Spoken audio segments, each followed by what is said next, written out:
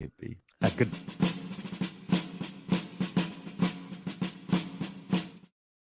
Hey everybody, welcome back to The Collective. We got another awesome show for you today. We're going to be talking about some cool stuff, but first off, brother, thank you for joining us. Absolutely. Thanks for having me, boys. Yeah, you know what? What's fun about this is what no one gets to hear is the fun that we have with each other before this thing kicks off. I mean, within 60 seconds of prior to this, I mean, we're just snickering away at each other. It's good to hang out with good people. That's all I got to say. Absolutely. 100% it is. Does anybody have any thoughts, any questions, anything that they have in their mind burning before we jump into a topic? No, if you have an agenda, my friend, you bring it. I don't really. My agenda is very blank. There's a lot of just empty space there. But actually, this brings up a good point.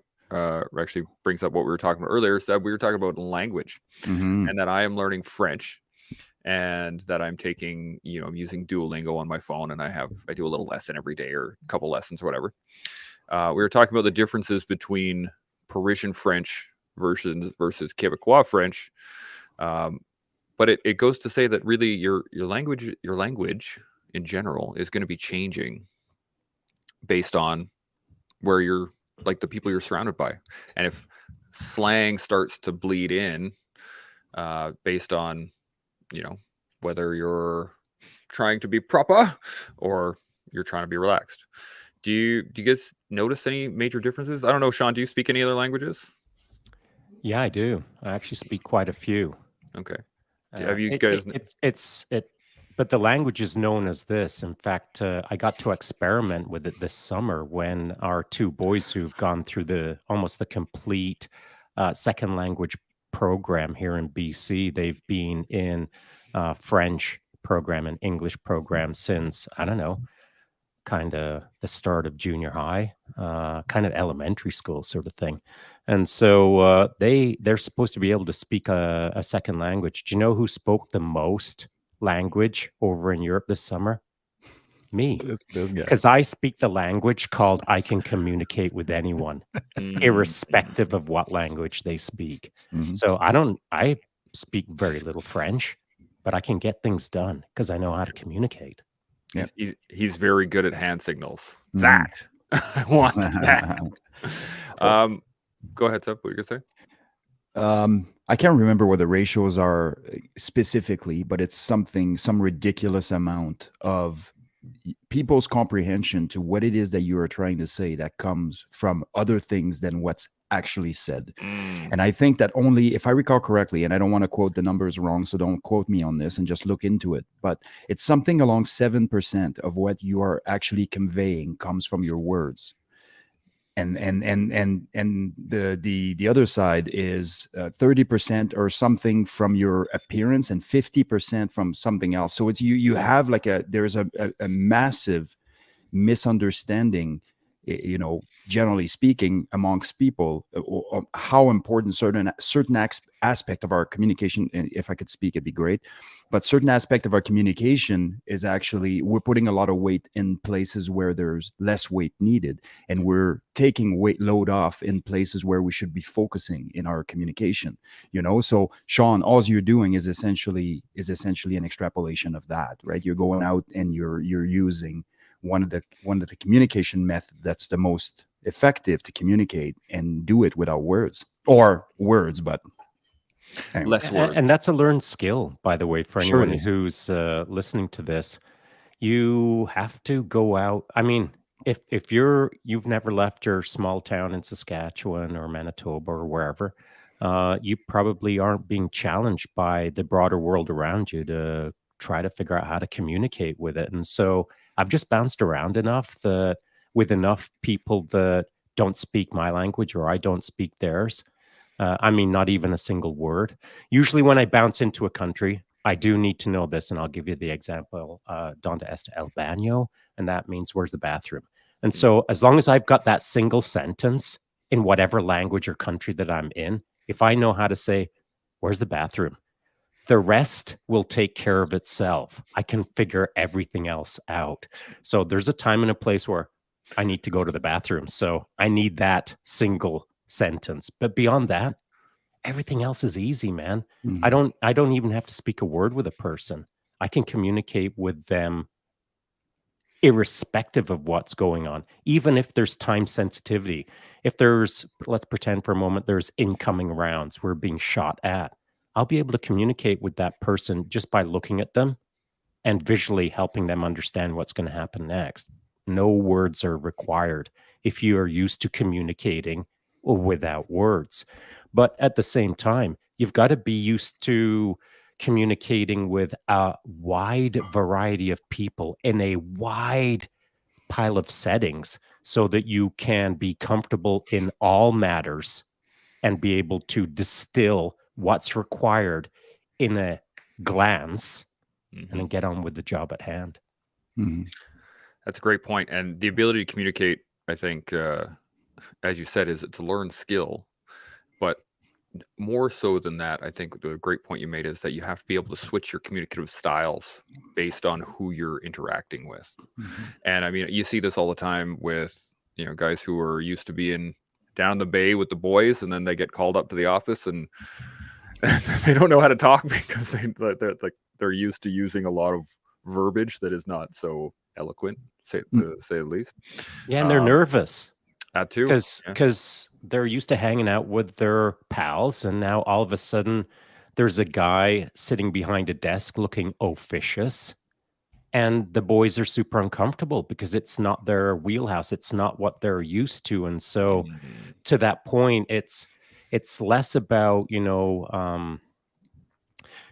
being able to effectively communicate with your pals. It's about effectively communicating with the world. And Yeah. the only way that you can get real good at that is to get out in the world and get comfortable with not only your pals, but get comfortable looking at the guy to your right and seeing that he's about 12 levels higher than you in command and control infrastructure or whatever, and just not being freaked out, just looking at him like he's a human being, which by the way he is, Mhm. and thinking, yeah, okay, cool, and not freaking out, just carrying on.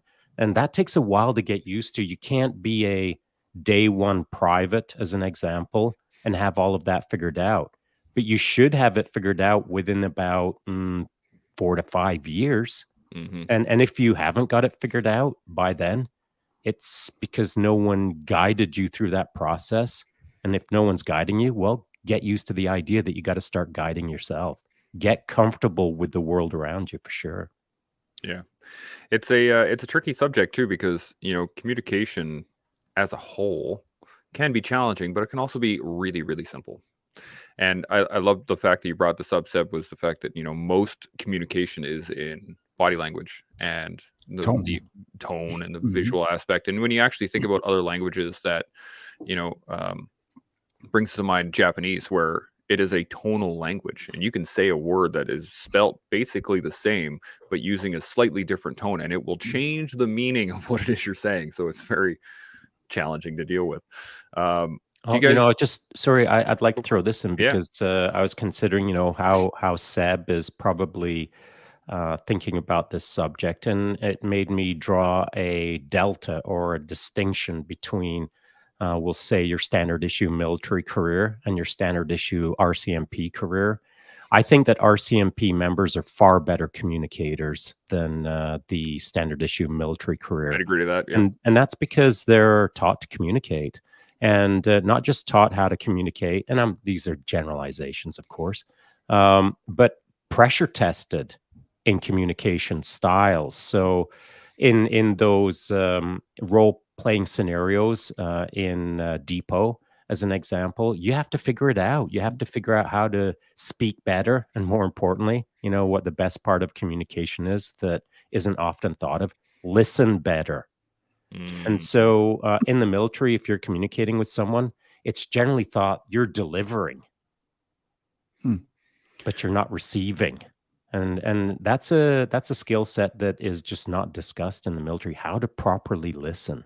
Mhm. Yeah, I'd say a few things to that. I mean, really, you have another sort of set um, of, I guess, the context is different, right?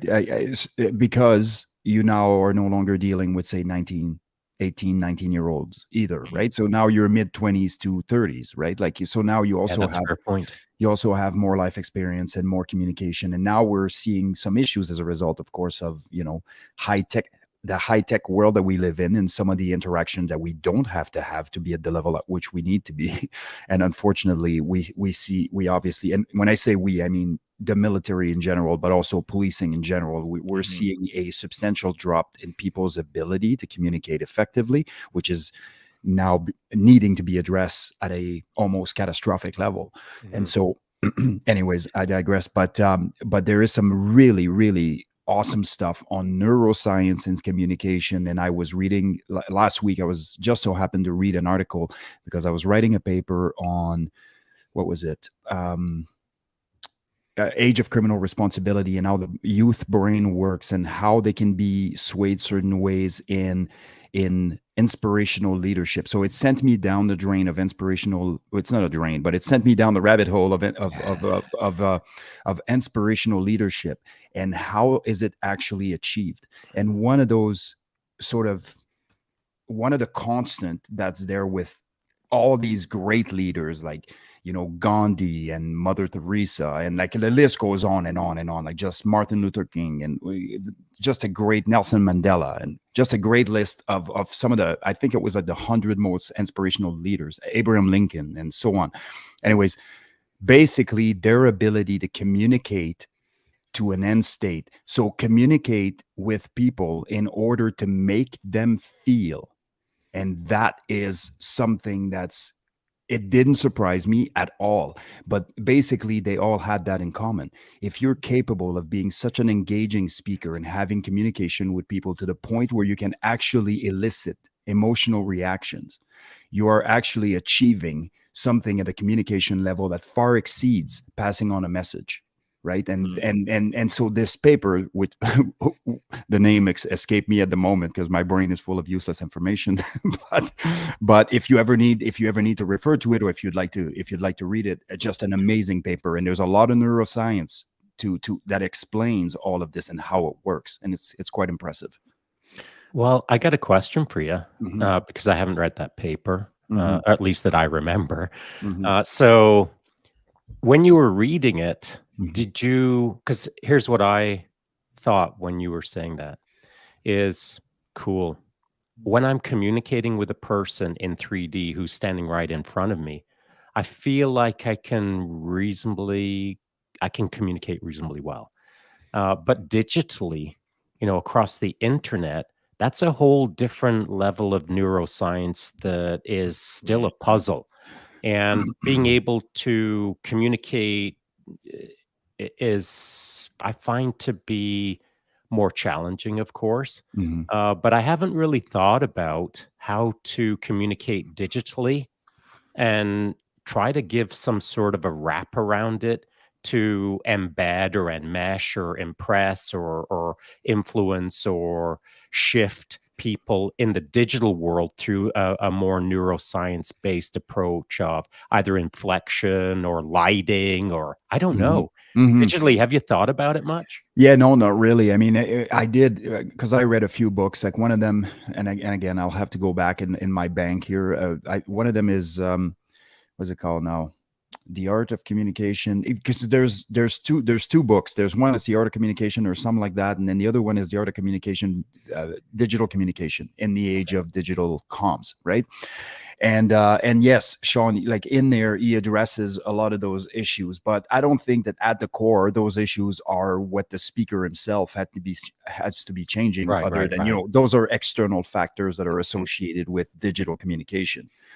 But for you, for instance, I mean, when you are speaking right now on the live on Instagram, you're already doing that. Like, we're already connecting, we're already feeling something. You're very good at that. So it's just a matter of how do I maximize the impact that this has using the external factors that I don't yet control, so to speak. I think that's where I would kind of focus my attention. And if that means having a freaking, black light or a red light, or having, whatever the case may be, and then you can do that because if there is science behind that, then you definitely can do that. But yeah, Well, this is what I was thinking. And so, I've had people say to me, you know what, I kind of like checking in with your lives in the morning because it kind of feels like I'm hanging out with you in your house having a coffee. Because, I mean, look at my professional studio background. it's beautiful. And it's fantastic. Put a lot of thought into it. It's But Shaun. kind of. But what's interesting is when I think of, as an example, first thing that comes to mind is Travis's Silvercore podcast setup. Like when I think of that, bam, right away I feel like comfortable, and it's because of the lighting. It's because of there's a spectrum of light frequency that he's got set up in his studio where it feels warm and inviting. 100%. And I feel like it's not like I'm getting a hug, but it kind of feels like that, that Sure it does. instant right. So, I recognize it, I feel it, but I'd never actually considered it until you mentioned it, Seb, that, oh, hang on a sec, Shaun, you have been missing a little bit of the science of digital neuroscience on this. I need to think about it a bit more. Yeah, and what's really interesting with this is anybody can apply these principles in the sense that look at a guy like Abraham Lincoln, for example, right? Like he destroyed and failed at multiple speeches, yet has delivered some of the most powerful speeches to ever be heard in the history of humanity and recorded. I mean, we don't know about heard because there's necessarily no recording of such speeches before, say 2,000 years ago, and I'm sure there was. But we can use him as an actual example of. This isn't necessarily an innate skill. This might be something that you have to work at. And I mean, if you know anything about Abe Lincoln, he actually wrote speeches daily and rehearsed them daily. And he also took speeches from other great speakers and repeated them. And he learned them by heart so that he could re-deliver them. And he did all this stuff. And he did it over and over and over again until he was able and the capable speaker that he became ultimately. And so it's and of course he didn't know any of this, and he didn't have the neuroscience behind and all the luxury that we have today with knowledge, and knowledge is power, really. But so if somebody's out there thinking, I'm just not a natural speaker, well, that's a good cop out. Send your arms up in the air and call it a day. Yeah. But I don't think anybody's a natural speaker. Everything it's worked, it's earned, it's practiced, it's over time, done over and over, and failed at and tried again and failed at and tried again. We got a comment from Daniel saying, I believe that is what great leaders master, is the ability to tailor their communication towards multiple groups in front of them that leads all to the same mission or goal. Yeah. It carries on. Something medical uses often to help their patients' members' chain of command understand the current situation / issue and impact it may have on employment and so on. I think that's pretty accurate. Thoughts? Absolutely. And just sorry, not to hijack this whole thing, but that's why we're here to get smart. Keep on keeping on. So one of the things to look at, and this is what he said there was extremely accurate. And one of the things to look at is also, who am I dealing with and what is the communication style? And so one of the things that people don't like to do is actually invest time in learning who they're leading. And for me, there are ways now that are very easy to administer certain tests and we're talking about very comprehensive tests that have very little theoretical axe to grind in the field, meaning that there is some understanding of those base principles, and they're not being disputed so much because there's certain things that are just beneficial. And so where was I going with this now? Jesus. Okay. So sometimes I do that and then my head going somewhere. You know what? But here's what's cool about that. Yeah. Is there's people who are still learning how to speak who would freak out in that moment. But you managed that like a total professional, in my opinion. No, seriously. It's not my first rodeo. I lose my train of thoughts. It happens I think it happens to all of us from time to time, but it's how to move through that, which you did like a professional. Yeah. So where I was going with this is before my little hiccup is basically you can administer certain tests with your teams, for example, and figure out what kind of leadership style the person exudes, even if that person isn't actually in a position of leadership. Everybody's a leader in an organization. If you want that organization to thrive, make them so, right? But also, as you're administrating your tests, you have your personality styles, you have your leadership styles, you have the things. And so associated with that is a incredible bank of data, such as what is the type of reward that these people respond best to? What is the type of this? What is the type of communication style? What are some of the do's and don'ts associated with the communication style and all those things? And you can even take it, because this is at the individual level, but you can also do and run the same for your team and have an entire team dynamic established for you, graphed, basically saying, this is what your team is made of. It's comprised of 70% of these types of people. It's comprised of 30% of these types of people. The accuracy with which those tests are coming back is absolutely astonishing. Like, we ran them over and over in my introspective leader workshops, and people are always blown away. And it spits out like 9, 10, 11, 12 pages of data about those things. And so now, as a leader, not only do you have what you think you know about communication and the things that you've worked on to be as good as you could possibly be, but you're also armed with science and data on the people that actually work for you. So there's always outliers, and I already hear people say, well, maybe this is going to fall in that category and whatever, and that's absolutely accurate. There are outliers, but you can, at least, it gives you a place to start. So based on your results, there's certain things that do you feel that those results are accurate, an accurate depiction of who you are as a communicator? The person goes, absolutely, it's right on. Well, as a leader, you now have a way to communicate effectively with that person specifically, or with that group specifically. I mean, how much more, if you're armed with all the information and you have the ability to seek outside to better yourself as a communicator, what's left? Yeah. We got a couple really good questions here that we're going to dive into right now. And we got from Chaos Custom Wisdom War, was going to ask if the collective had advice on speaking to a larger audience. We'll be teaching our first class this week, and there's so many great takeaways here that are applicable. Any thoughts on this, guys? Shaun, I'm going to throw you on the fire. Yeah, sure. I think here's what I've always said to anyone who's this general question as an example is, have your first 10 seconds nailed. And then the rest will take care of itself. That's a good one. And so, as you step up to that podium and with your notes and you tap them down, or whatever your little lucky rabbit's foot moment is, however you get yourself organized, you get that done. And as you're looking at the crowd, tapping your notes,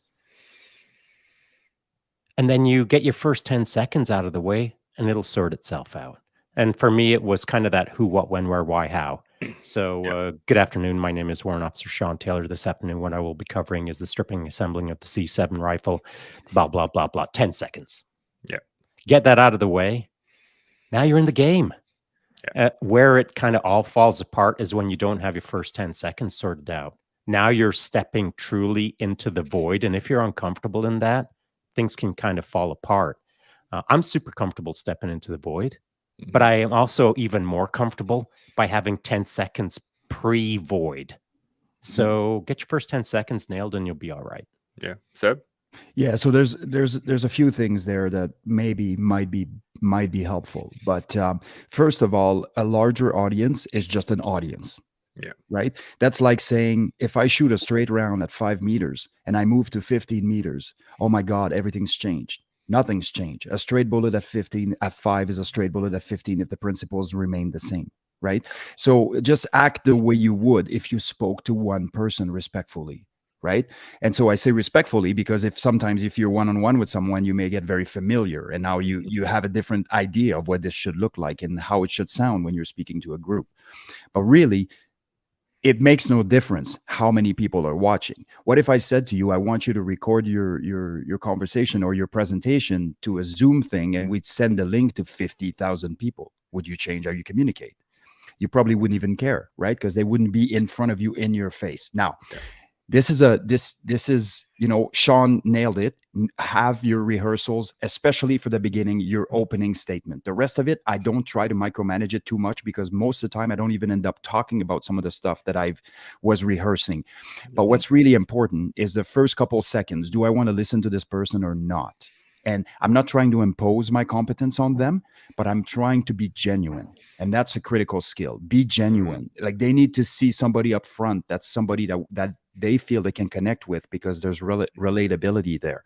So start with this, a good introduction that's very genuine, and rehearse it to the death, and know, generally speaking, where you're going with the conversation. If you can have visual aid memoir, by all means do it. If you can have, even 6 slides over, I don't know, like an hour presentation or whatever, just so that you can stay on track in the event that a panic inducing moment occurs and you lose track of where you are or where you're going, and you're standing in front of a group. Now, here's another thing. We're really uncomfortable as human to spend time in front of people without talking. Mhm. Like, we're really, really uncomfortable with that. But the fact is, the 4 seconds or the 6 seconds that we are quiet, walking on the stage or getting another vantage point or whatever, makes no difference at all. It makes the information that we just provided palatable, and that time frame is only the extenuation of it is in our heads. Nobody is waiting for us to speak faster. But often what we want to do is we want to fill voids. We want to feel the quietness. We don't want them to stand there looking at the stage without saying anything. Yet some of the greatest speakers to ever speak spoke actually a lot less than a lot of people that go up in front, right? Like, just by way of having more silence and pauses and that kind of stuff. So if you are actually finding yourself there in front of the large audience and something happens and you have a bit of a moment, take a breath. Take a breath, just reorg your mind. Where am I going? Where, how's the best way to kind of address this? And ultimately, if you had a catastrophic failure, okay, which happens, if you had a catastrophic failure, you just say it. You just say it. Like, look, guys, like, I had all this dialed in my head, and all of a sudden I hit the stage as 9,000 people, and my head went boom. Okay. So let me start here, and bring your, people will get a laugh out of this. They'll be like, that would totally be me, because most people will relate to this, because most people do not like to public speak. And if you were to ask them to ask a question in front of everybody, they generally would get, nervous and have an adrenaline dump as they're about to grab the mic and say something. Hopefully, I'm not saying something stupid. So those are all things to consider when you are doing your rehearsals, and when you are doing your rehearsals of the first, say, 15, 20, 30 seconds, your introduction, whatever that looks like. Make sure that you do it in multiple layers. So start with, what is it that I want to speak to when I introduce myself? Then add what are the lights going to feel like on my face and blinding me? What is it going to feel like when I'm standing in front of all these people looking at me? And some of them that, my perception might be that they're judging me or whatever the case may be. So that's my other point.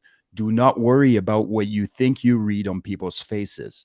And let me tell you this by experience. I was doing a presentation in front of a few hundred people in Alberta during a realtors conference. And one guy was looking at me like I killed his firstborn or something, and the entire time. And I was caught aback by that. I was like, what the, what's going on with this guy, and what have I said, or whatever the case may be. He came to me after. He's like, hey, can I speak to you in private? And I'm absolutely. And I was waiting for, the anvil to be tossed my way. And he goes, this was by far the best speech or presentation I've ever had. Like, I am on fire. I'm, whatever. So he gives me all these feedback, and I'm like, his face did not at all deliver what it is that he was actually thinking. So at the end of the day, you can't control who's going to relate with you or not as a speaker. All you can do is to be the best version of yourself, and somebody is bound to not be, for you to not be their cup of tea. And that doesn't matter. They're outliers, right? But at the end of the day, when you're looking at people's faces, don't try to read how you are doing by looking at their reactions, unless evidently you're going totally overboard and they're all shaking their heads or something. Yeah. But yeah, so that would be another piece, and then I think that's pretty much it. Yeah. Those are all solid points. I mean, you touched on all the things that I was going to say too, which is like speak to one person. And actually it works really well especially when you're moving along the stage or in front of people and you speak to one person as you're talking your point, and then you turn and you speak to another person, and then you move to another person, and I find that quite easy. Made life a lot easier for me. But the only other thing I was going to say was the fact that it, like you said, get used to the silence. That 10, 15, 20 seconds of, I'm going to move here, I'm going to move there. I really like having points, just like 4 main points that give me a broad, this is kind of what I'm talking about. And then that way I can always come back to it and be like, oh, right, that's what I was talking about, and carry on. I got another comment here. The ability. I'd like to throw something else on this. By all means. This is for Chaos Custom Woods and More. Yep. They may not need this reinforcement, but I'm just going to chuck it out anyway. And it's kind of a funny little coincidental story, since I brought up Abraham Lincoln. And so at one point in my military career, I found myself at the theater where Abraham Lincoln was assassinated, standing in the booth that he was assassinated in. Not too many people get to go in that booth, but I was lucky because I was down there working with a special military organization who had access to that, and they only went and visited it once a year with the candidates on a course. And so as I stood in that booth thinking, wow, this is a big deal, man. This is a big deal, not only in history, but this is a big deal for me. And I was feeling the moment based on a guy called Abraham Lincoln, who apparently wasn't a very good speaker. And at some point he had to become a good speaker. Mm-hmm. And so if I'm to step back and consider that story, it kind of looks like this. Abraham Lincoln didn't know that I would be standing in that booth surrounded by candidates from the Delta team selection phase. And so as I consider that moment, I'd say this, that Chaos Custom Woods and More, you may be doing a presentation to a larger audience at some point in the near future, but you're doing a presentation to generations from now if you deliver the right information. Mm-hmm. If you take the moment for what it is, it's not just the real-time moment, it's the eternal moment that you're delivering. If you can say just one thing that is impactful for everyone in that room, that impact will ripple on through eternity. And so that's what Abraham Lincoln is to some degree, in a weird way, for me. He impacted me in that moment, though it shouldn't have happened from sort of an outsider's perspective. It was a moment that's so rare that it kind of shouldn't happen, but it did. And so I can take that with me thinking, man, there's so many unique moments in life where historical characters have impacted me, that just through a rare sequence of events or rare coincidence, I get to recognize it now. But not everyone gets to recognize those moments. And so I'm asking Chaos Custom Woods and More to recognize that you could be influencing many generations from now. So I'm not trying to scare you. I'm trying to help you understand that your responsibility is to deliver the information in the real time, but also to deliver the information into eternity. That's fantastic. No pressure whatsoever. Just it isn't pressure. No, honestly, there's zero pressure in that, because if you're doing it well in the real time, the rest just takes care of itself. For sure. So don't freak out, of course, but know that whatever you're going to say is, just don't contextualize it through the sense of, oh, it's just another Tuesday. Yeah. What changes things with them right now, also in line with what Shaun is saying here, is that this is actually a class they're teaching, which means that they bring structure to this, right? Once you have structure, it's regardless of what happened. Like, think of the worst case catastrophic scenario you could think of. You show up there and you go blank. You have your slides. You have your course content. So yes, you can have a rough start and salvage it. 10 times, and you can 9 times out of 10 you can. So it's not especially in that context. I'm not talking about you're on a TED Talks and you have 7 minutes. If you mess up the first 2 minutes, you're done. Like they wrote you off, and I get that. That's a lot of pressure. But when you are delivering a course or course content, all you need to know is the course content. You're there to teach them something, and all you need to be is genuine and available. People read through BS like nobody's business, right? So having a made up speech line or trying to come across a certain way just inherently isn't going to work. Just be you, and go to teach your course, and it will take care of itself. And if you do it correctly, then what Shaun is speaking about will be it will be reverberating in eternity, so to speak.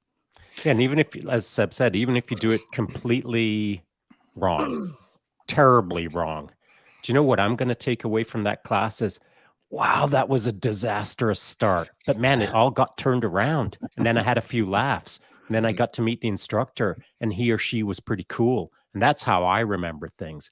Man, if it's a monotone, if it's a flat dimension delivery, if there's nothing outstanding in that day, where I mean, there's a delta between awesome and less than awesome, then it almost doesn't stand out for me.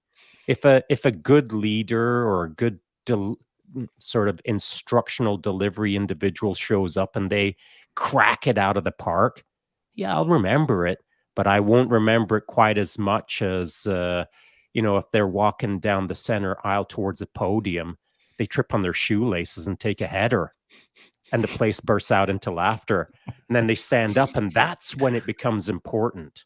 That's when I see the real individual who's presenting. Do they get up and officiously brush themselves off and pretend that it didn't happen? Or do they look around at the audience and go, can you believe that? Let's get going. That's how you make an entrance right there. So it really depends on the wraparound of the delivery. If you show up like a robot with amazing information, guess what? I'll have forgotten it by the end of the day. That's a good point. So we have another couple questions, a couple comments here from Scanman. The ability to elicit an emotional response, either consciously or unconsciously, knowing you're doing it. I would say that is the key trait of being a good communicator or speaker. I think it goes to what you were saying earlier there, Seb. Yeah. And then we have... so hang on a sec. Can you back that up for a sec? For sure. Because I agree with that. But if you don't consciously know that you're doing it, then how do you know that you're doing it well if no one's giving you feedback? Mm-hmm. And so to Seb's point, that individual who let's say they're sitting in the front row giving you the stink eye, that's their happy face, we'll say. So if you've got a crowd in front of you that's looking super stern and you're not getting any conscious feedback, then how do you know you're doing a good job? Well, guess what? Now it's your responsibility to go figure that out. You've got to go ask the question. That's why I ask from time to time from friends, dude, am I botching this? Like, am I on the right track? Like, am I going backwards or am I going forwards? You got to check in. You got to rely on people who are either smarter than you, or you respect their opinions, or whatever the case is. But you can't operate in isolation on this emotional response aspect, I think. Yeah. No, and performing something consciously versus unconsciously allows for repeatable behavior, right? So I'll make a metaphorical segue with jiu-jitsu, for example. So how many purple belts you ask, hey, how do you get in this position? And they will say, actually, I have no idea. I always get here somehow. Okay. And this is a position that you're really good at. You're evidently, spent a great deal of time fine-tuning this position, yet you do not know how to set it up. If you learn to set it up and you learn to articulate your setup, it now becomes repeatable because you're capable of finding ways to get to the position that puts you at an advantage. You are now conscious of what you need to be doing to reach that goal. It's exactly the same with speaking. If it is unconscious, make it conscious. Mm-hmm. You have to, and it will be repeatable. That is a great point.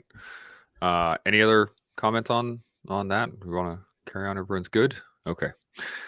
So Daniel points out, asks, in your opinion, who would be your top military communicator, i.e., Churchill, Hitler, Stalin? I don't think Stalin was a great communicator, but I mean, he was really good at shooting people, but that's the point. Who do you guys think, Sean? That is a form of communication. That's true. Well, who do you think who would be your top military communicator? Other than Out of yourself? those three, it would be Churchill because I think those are I just lean examples, I though. lean more towards inspiring leaders, Mhm. and so in that list, it would be Churchill. What about just in general, outside that list? The first thing that came to mind, and I'm not going to claim that this is the top military communicator, and I'm not even sure if it's in top three, but I will be truthful on who popped into my head immediately. And I'm going to botch his name. That's how dumb I am sometimes. But it's Admiral McRaven. He has a speech that he delivers to a graduating class. The make your bed speech, right? Yeah. And what does it? It goes on for about 20 minutes ish or so, I think. And if you've never heard that, that's a mandatory. And so the reason that I quite like, that's why when it came to mind, here's what I thought. He's got some charisma. He's confident, well spoken, presents well, deep experience, respected, comes across as a crisp, clean fighting machine. And all of the things as he stands there before he says a word are all the things that I respect before he says his first word. And it just so happens that he's intellectual. He delivers his spoken word. He articulates well. And he comes across as an immensely polished leader. And I don't mean polished in the sense of lots of makeup and roll him out in front of the cameras to once again emptily speak. He shows up owning his space based on his experience and who he is. And the only polish that he has is polish of decades, not polish from the makeup department. And so he's the first guy that came to mind. That's a great choice. Seb, what do you think? From an historical perspective, I mean, there's been a ton of documented great leaders that we don't have a whole lot about, right? But by virtue of the things that they were able to achieve at the time at which they achieved them with what they had to have been, right? And so it would be really interesting to have actual, knowledge of what was said and how it was said. But from an historical perspective, Marcus Aurelius was definitely that guy. Right? Marcus Aurelius was a general. Marcus Aurelius was a savage. Marcus Aurelius was an incredibly well-spoken individual that had the ability to rally and do all the things that, is required of military precision. In the more local context, I'm a big fan, and I don't know exactly what the contention is around that person specifically and some of the stuff that's come out in the media. I don't care about that. From a strictly communication standpoint, I'm a big fan of Major General Rouleau. I think he's fantastic. I was going to say the same too. Yeah. That's a good one. These are we're talking about Mike Rouleau, right? Yes. Okay. Yeah.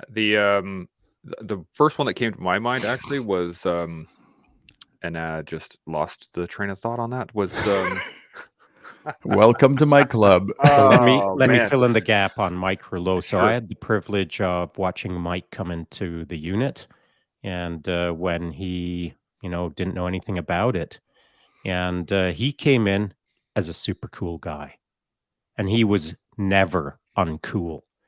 And when I left, he was cool as a cucumber then. And so I never saw him deviating from his coolness. He was just a cool dude.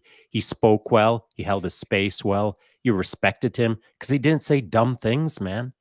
Like, it's not so much about always, as a communicator, it's not so much about just the things you say. It's just be cool. And the you don't things have you to say don't anything.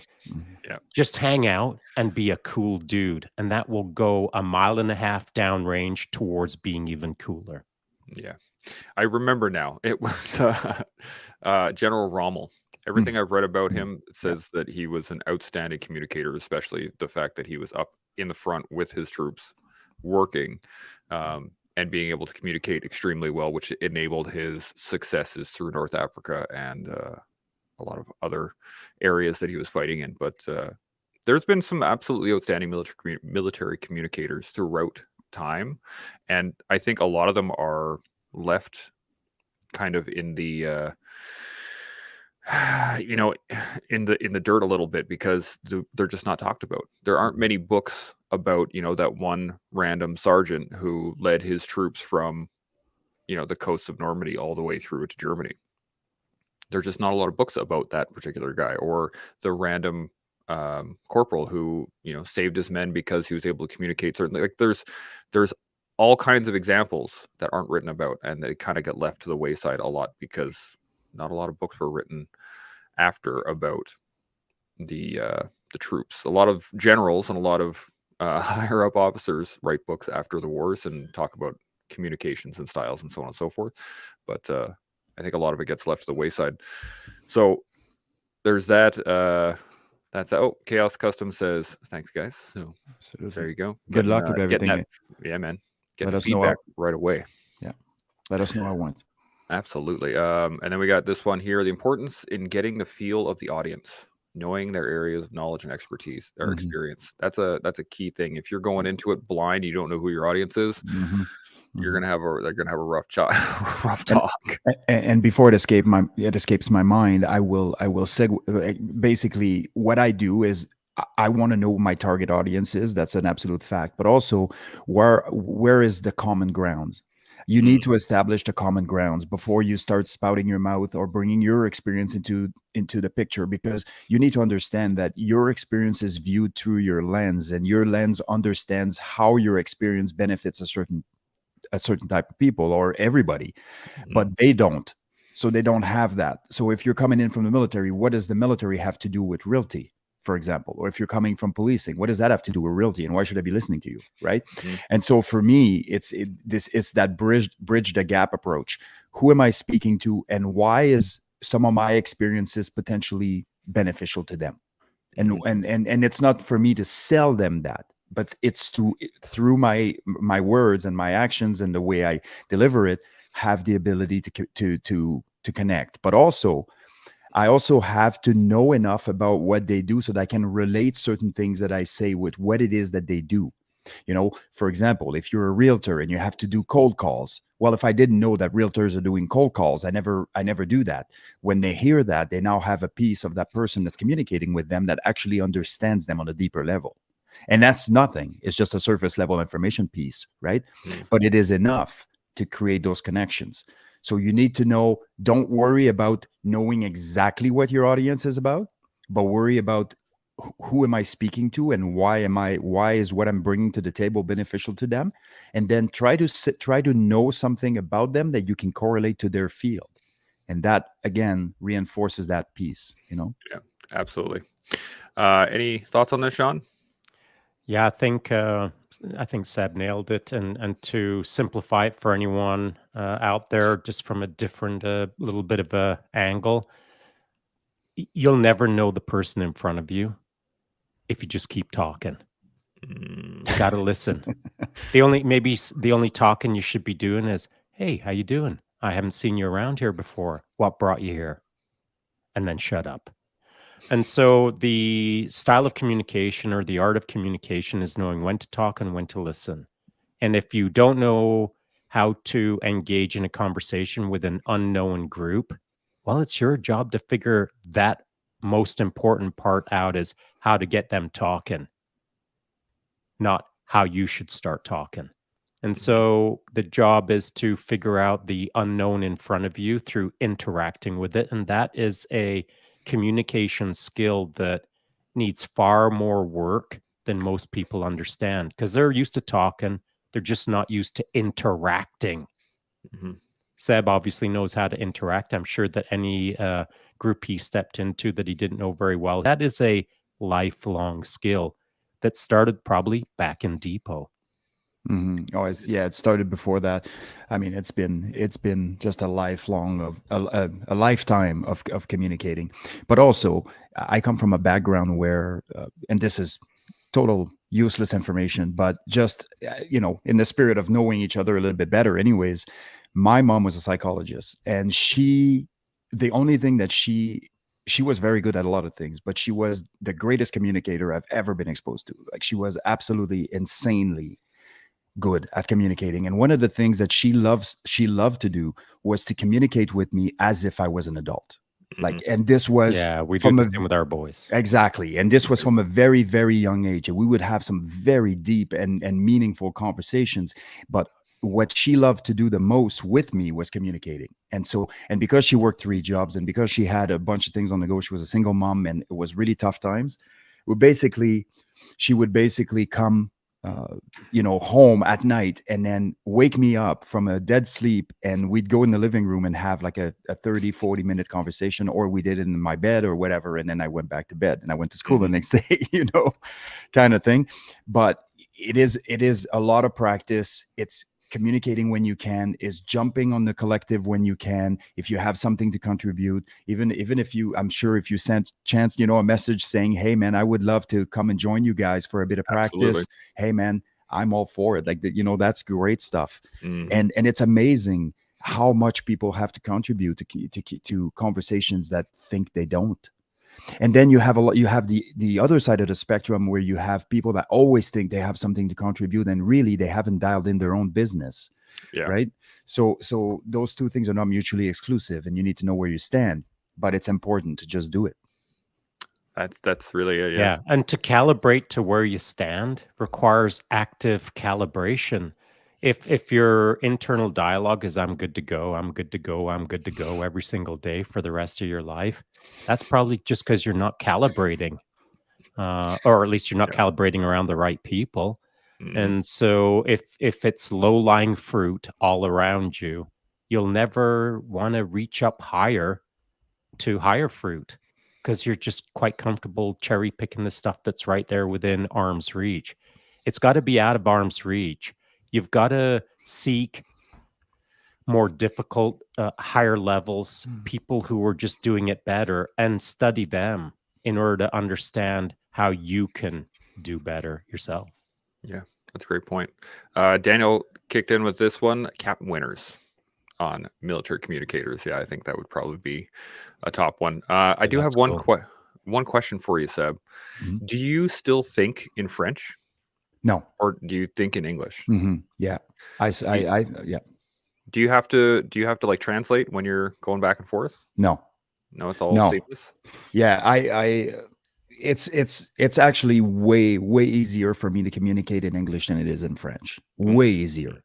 And not because, like, my vocabulary in English is way more is much broader. I have a lot more tools and ways to get to pass on the message that I'm trying to pass on, those types of things.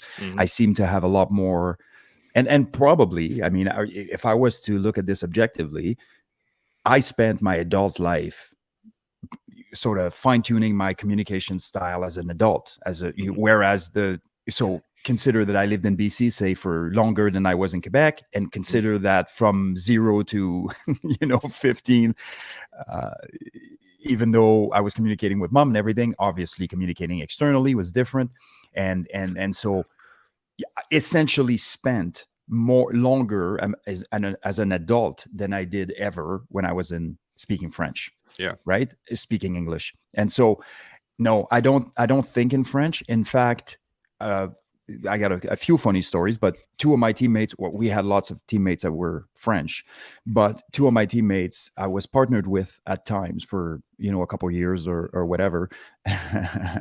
And we didn't speak French in the car ever. Like, so there's two French born and raised dude working together in a car, and they only speak English, and both of them have thick accent, like those are the best, man. We had we had a whole bunch of like francophones that would come to choose to come to the unit in at 1CR here in Edmonton, and they chose to do it because we all spoke English. And they were just, and we would every so often try to practice our French with them. And they'd be like, no, I'm here to speak English. Let's speak English. And I was like, okay. You know what's funny about that, man? And I think we would really do a disservice if we didn't bring this into the spectrum, because this is something that's not discussed very much. But everybody has a contention between English and French until you force them to hang out together, and then it's over. Yeah, exactly. Dude, I've seen it so many times. So many times. When I was in depot, we had an Anglophone who was in week 6 when we first got in. But because he was in a different troop and he was alone in a room, in a dorm room, they ended up having half of my troop in his room. That guy was freaking semi-suicidal when he heard that he was going to be staying with the French troop, for the better part of 4.5 months that he had left. At the end of their training, you couldn't get that guy to hang out with his own troop. He was the mascot. He just loved his life. He loved the boys. They barely understood each other. He was with them at all times. And it was just same scenario. I'm being sent on a marine operation course over in Quebec City. Tough life. 3 weeks in Quebec City in the summer with 100 Earth guys. So sweet. hard days. So anyways, they say two guys, myself and Seb Pilot, and one of my teammates, great guy, one of the world's top climber. But anyways, Seb Pilot and I are being tasked with going with QPP, which is the Quebec Provincial Police TAC team. So their TAC team, their tactical group or whatever. And we want nothing to do with that. I want to do my course in English. I don't want to be translating for anybody. I don't want to do any of this. On Sunday, before the course even started, those guys had already established how crazy and how much fun this course was going to be. And 3 weeks later, if you ask me, are you glad that you were forced to go with that crew? It was the best thing that happened to that course. I can guarantee it. Even though my mind was still going in English and everything was in English and I spoke English to everybody else and all this good stuff. So I think humans in general are afraid of differences. We're afraid of we're self-conscious in communication to begin with if we speak the same language. So if we don't, we automatically, our insecurities, everything is just exponentially increased. So it's just a matter of understanding, man. There's been some very, very strong bond created between people that don't speak the same language. Take Marcus Luttrell and his Afghani Pashtun savior. Yep. For example. Yeah, but it all revolves around cool people. Sure, it does. So. So you're such a hippie.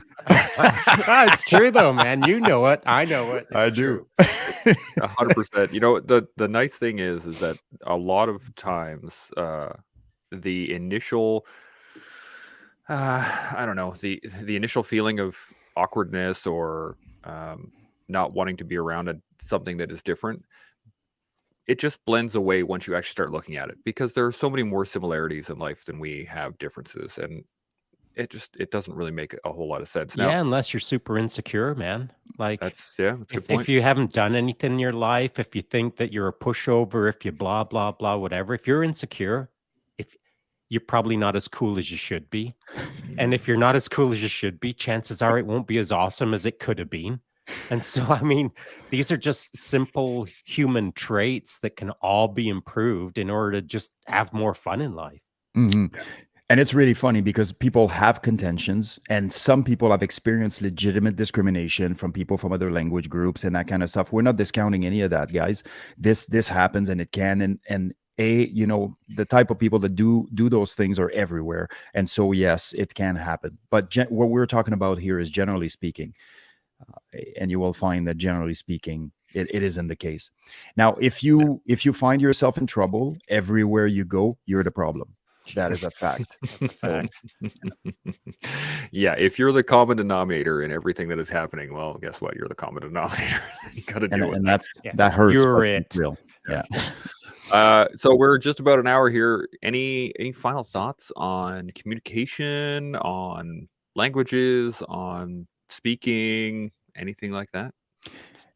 Yeah, it would take like maybe 20 seconds or so to speak about conflict resolution, right? And I think There you go. we need to be doing an entire episode on that. There's no question dude. that needs Yeah. to happen. Mm-hmm. And so the reason why I'm bringing this up is I'm seeing a lot of that going on right now, and people are having a hard time maintaining relationship, whether they're business relationship or romantic relationships or whatever the case may be. And I'm seeing a lot of the same things consistently returning to the table, which is, you know, an overinvestment emotionally, over investing in some of the things that are said and reacting a certain way. At the end of the day, we need to be making, I think we need to be making, and we would benefit from having a conversation about how do we manage our emotion, how do we communicate effectively, how do we do this in the context of a conflict, because clearly there's a ton of people out there that have no idea how to communicate in conflict and to delineate the emotional piece with the actual logical piece that's needed, so that you may have a conversation that goes somewhere.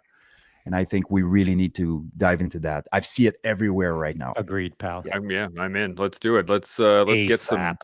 get some communicators in here, and we can definitely do it. It'll be awesome. Shaun, any final points on communication on anything? No, great conversation, of course, and thanks, Seb. I mean, I was gonna say something weird like "Thanks for showing up, Seb." So dumb. Don't let the door hit you on the way out. It's just good hanging out with you, pal, and these kind of conversations that we just had, so organic. I mean, like we could continue this on for another 4.5 days, but we won't, because we're just scratching the surface. And for anyone out there who's listening, all of the broad topics that we covered, they could all be siloized and talked about for days and days. So don't think that anything was solved here, other than if you heard something that interests you, just give it a little bit more of a deeper thought for the rest of the day and see what you come up with. Yeah, we really grazed a lot of very deep subjects today, and if you want more, research it. Look for communicators. Watch TED Talks. Get really dive into it, because being a communicator will serve you your entire life. So that'd be a good thing to do. And you can always continue to learn how to communicate better. You can build your communicative skills, and you can grow your base of communication. So that's what we do here on The Collective. Well, thank you very much. We'll see y'all tomorrow. Chimo. Chimo.